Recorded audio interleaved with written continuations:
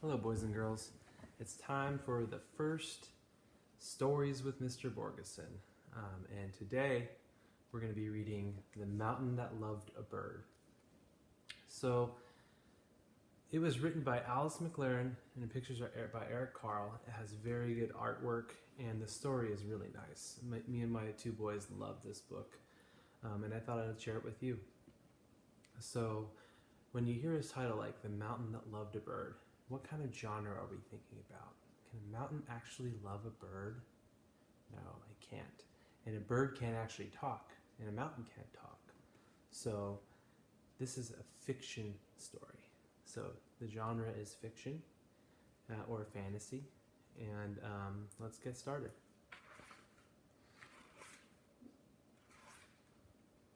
The Mountain That Loved a Bird.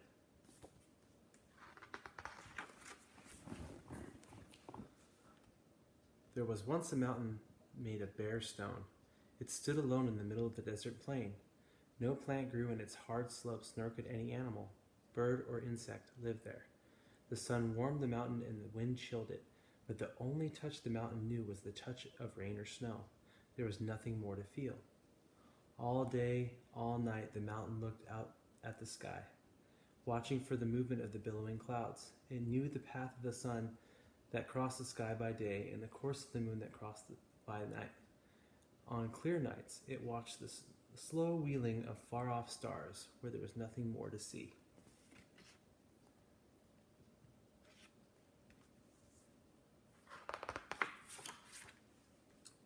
But then one day, a small bird appeared. She flew in a circle above the mountain and then landed on a ledge to rest and preen her feathers. The mountain felt the dry grasp of her tiny claws on the ledge. It felt the softness of her feathered body as she sheltered herself against its side. The mountain was amazed, for nothing like this had ever come to it from the sky before. "Who are you?" the mountain asks. "What is your name?" "I'm a bird," replied the mother. "My name is Joy, and I come from distant lands where everything is green. Every spring I fly high into the air, look for the best place to build my nest and raise my children. As soon as I have rested, I must continue my search." "I have never seen anything like you before," said the mountain. "Must you go on? Couldn't you just stay here?" Joy shook her head. "Birds are living things," she explained. "We must have food and water. Nothing grows here for me to eat. There are no streams from which I could drink. If you cannot stay here, will you come again someday?" asked the mountain.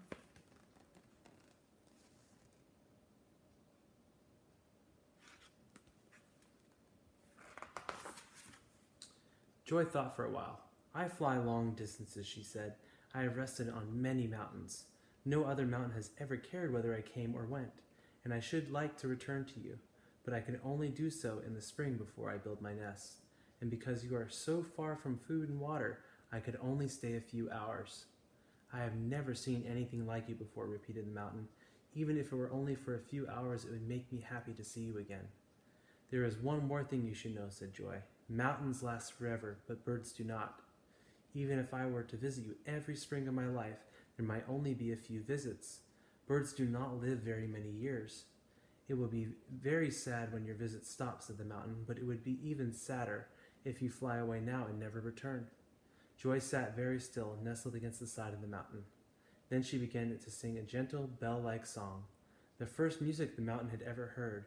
When she had finished her song, she said, "Because no mountain has ever before cared whether I came or went, I will make you promise. Every spring of my life, I will return and greet you and fly above you and sing to you. And since my life will not last forever, I will give you one of my daughters my own name, Joy, and tell her how to find you. And she will name a daughter Joy also and tell her how to find you. Each Joy will have a daughter Joy, so that no matter how many years pass, you will always have a friend to greet you and fly above you and sing to you." The mountain was both happy and sad. "I still wish you could stay," it said, "but I am glad you will return." "Now I must go," said Joy, "for it is a long way to the lands that have food and water for me. Goodbye until next year." She soared off, her wings feathered like feathered fans against the sky. The mountain watched her until she disappeared into the distance.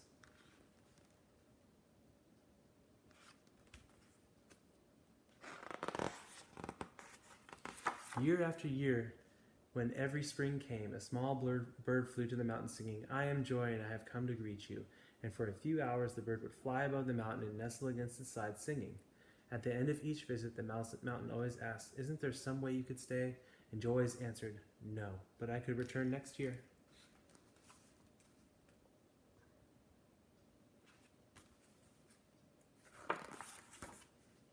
Each year the mountain looked forward more and more to Joy's visit. Each year it grew harder and harder to watch her go. 99 springs came and went in this way. On the 100th spring, when it was time for Joy to leave, Joy answered as she always did.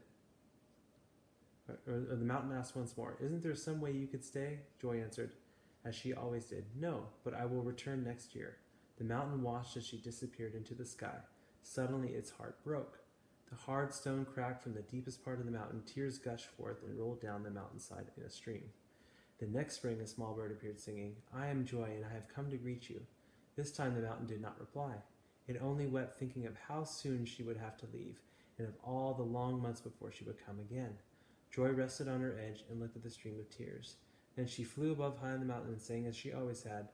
Then it was time for her to go, and the mountain still wept. I will return next year," said Joy softly, and she flew away.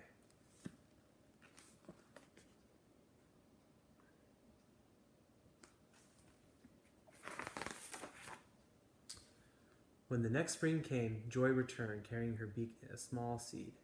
The mountain still wept a stream of tears. Joy carefully tucked the seed into a crack in the hard stone close to the stream so that it would stay moist. Then she flew above the mountain and sang to it. Seeing that the mountain was still unable to speak, she flew away once more.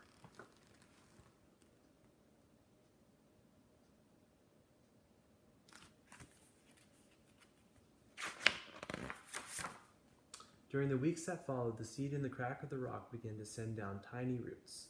The roots reached into the hard stone, little by little spreading into yet smaller cracks, breaking through the hardness. As the roots found water in the cracks and drew food from the softening stone, a shoot rose from the seed into the sunlight and unfolded tiny green leaves. The mountain, however, was still deep in sorrow, blind with tears. It did not notice a plant so small. The next spring, Joy brought another seed, and the spring after that, another. She placed each one in a protected place near the stream of tears and sang to the mountain, and the mountain still only wept.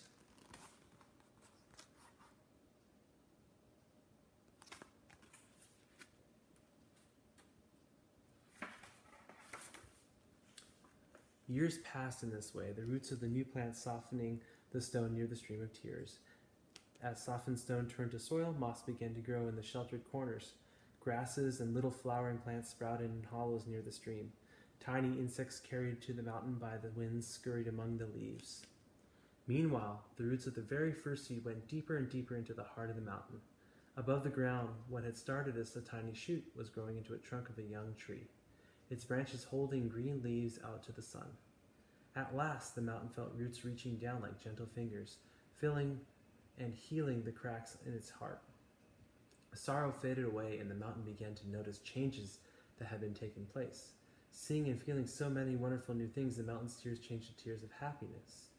Each year Joy returned, bringing another seed. Each year more streams ran laughing down the mountain sides, and the ground watered by the new streams grew green with trees and other plants.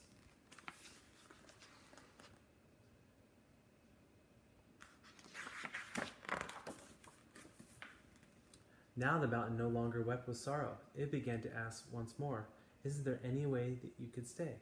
But Joy still answered, "No, but I will return next year." More years passed, and the streams carried life far out into the plains surrounding the mountain, until finally, as far as the mountain could see, everything was green. From lands beyond the horizon, small animals began to come to the mountain. Watching these living things find food and shelter in its slopes, the mountain suddenly felt a surge of hope. Opening its deepest heart to the roots of the trees, it offered them all its strength. The trees stretched their branches yet higher toward the sky, and hope ran like a song from the heart of the mountain into every tree leaf.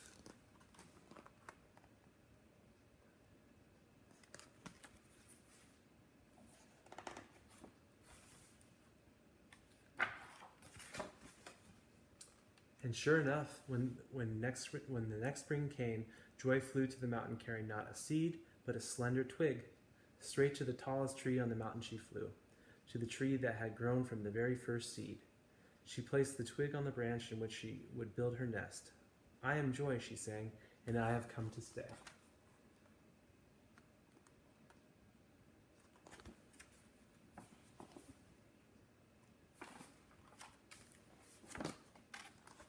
And there's Joy with her nest up in the tree.